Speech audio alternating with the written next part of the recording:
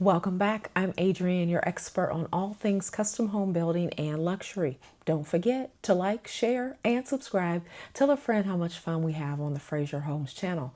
So today we're talking about project management.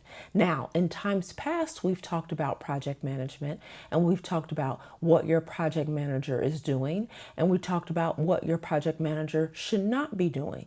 And so you would think that the project management story when it comes to construction would be over. Well, that is not the case because we are going to dive deeper into what project management really looks like.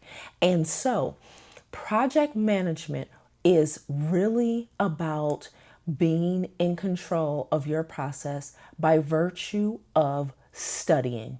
That's right. We've talked about it before about how much studying you must do in order to be an effective project manager. Just think about a teacher, okay? A teacher is in effect a project manager.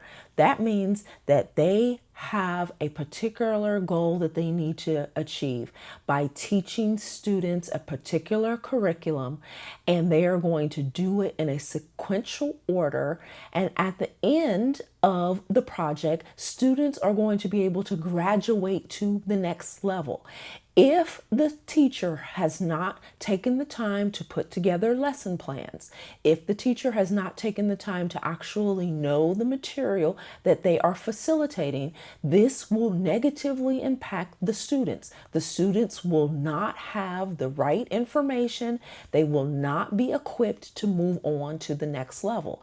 This is the exact same thing with anything related to project management. We can use any occupation, any idea, and it will be tied to project management. Let's use a surgeon. A surgeon is going to perform surgery. This means the surgeon needs to have a very intimate knowledge of what's going on with the patient.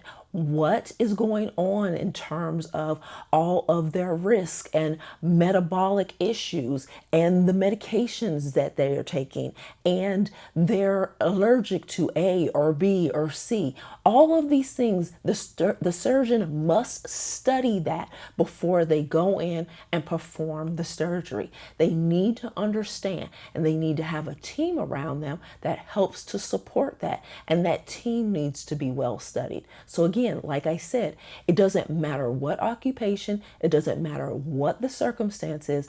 Project management is about being well studied. And so when you are building homes, this is for project managers and this is for consumers and homeowners that are thinking about building. You want to have a project manager that has actually studied.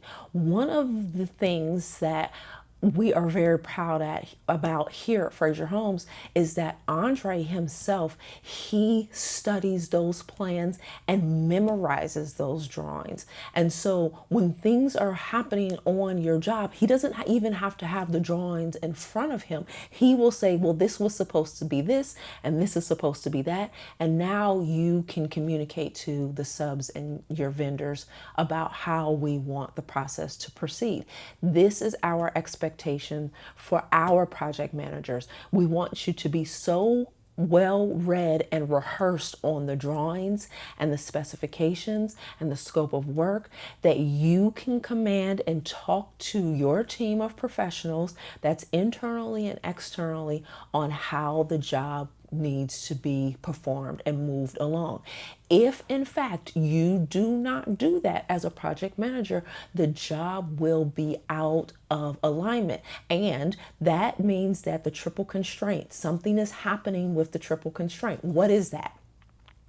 Everybody knows triple constraint: time, scope, budget. The only way to have time, scope, budget is if there is studying. That is one of the major components when it comes to project management. The next one is the ability to forecast. You need to be able to say if then, okay?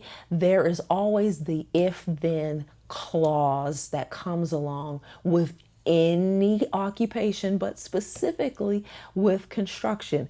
if I do this, if I have the plumber out at this time, then this will happen.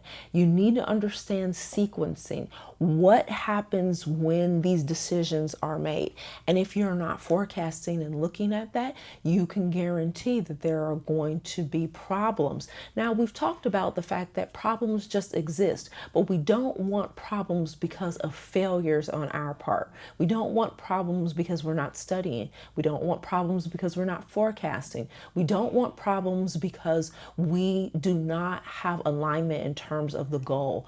And the goal is to deliver an exceptional product to our homeowners that is free from defects, and has the amazing quality that Fraser is known for, and is going to continue to deliver for years to come.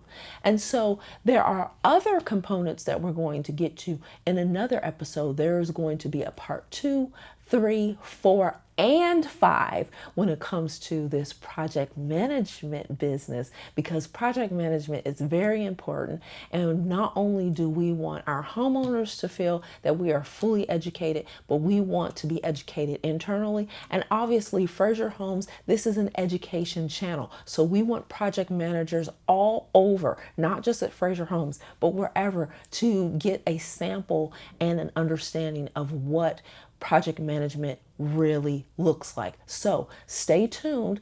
Part 2 is on the way, and make sure you know the difference.